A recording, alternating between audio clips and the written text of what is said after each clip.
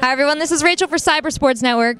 I'm sitting next to someone who has been very important in my career in esports since the very beginning, back when I was doing Quake shootouts. Jason Barbosa, formerly of NoobTube, discovered me and said, you should do interviews.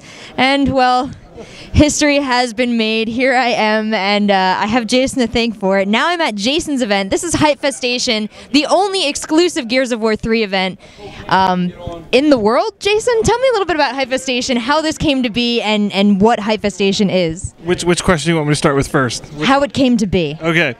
I did a local event with Michael Murray, who's a really good friend of mine, and we do streaming.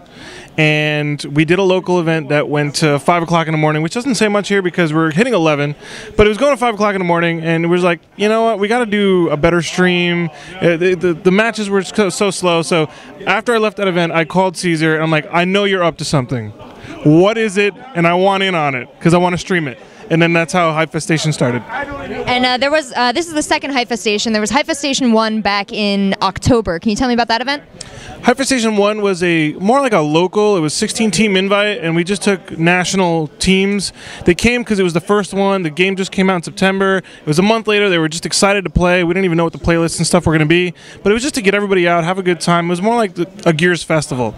But from there, we learned, everything's a learning experience. The good things and the bad things, and we learned enough good things to try and host a 32, which is this one now. Right, and we're here at the 32-man tournament, and a number of sponsors have taken interest. You guys have pulled together a really huge prize pool. You've got Gunner here. You've got Epic backing you. What have your conversations with Epic been like?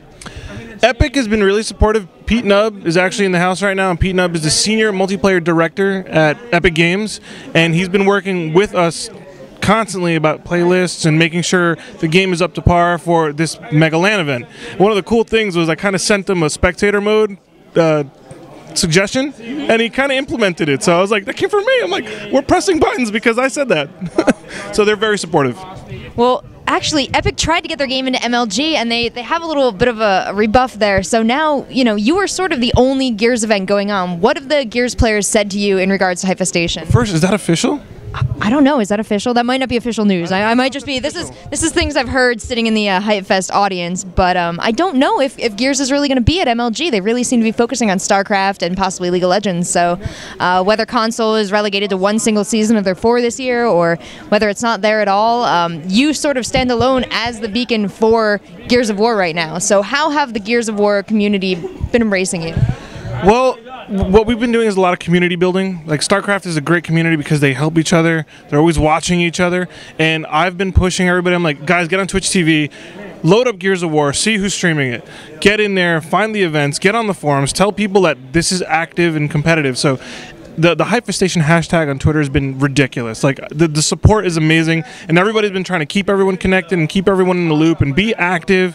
It's a beautiful thing that's just budding. It still needs to be pushed. This is just the beginning of making this a legitimate esport, and I really think it deserves it because I think it's the most fun shooter to watch. So. Well, Jason, I'm really excited to see you working in esports. You've had such an exciting perspective, since we started on this journey together. Is there anything you'd like to say to anyone out there? Because, you got me started, and a lot of people ask me, Rachel, how you did it? How you did it? How did you do it, Rachel? Well, the answer is right here. So, guys, Jason's going to dispense some advice to you, and you better listen. A lot of it comes from just professionalism, treating everything like a business. We're playing video games, and it's a lot of fun. Yes, but you got to put the fun down and actually start talking business if you want to go somewhere.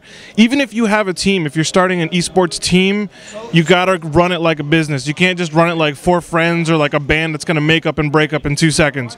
You got to run it like a business. If you're going to an event 2 months from when you plan on it, everybody put $100 in a pool and say you're not getting that back unless you go to the event. That's the kind of discipline that teams need. If you want to get into marketing, constantly do the social network route. YouTube, Facebook, Twitter, everything else that there was another good one. It just came up and I'm forgetting it now.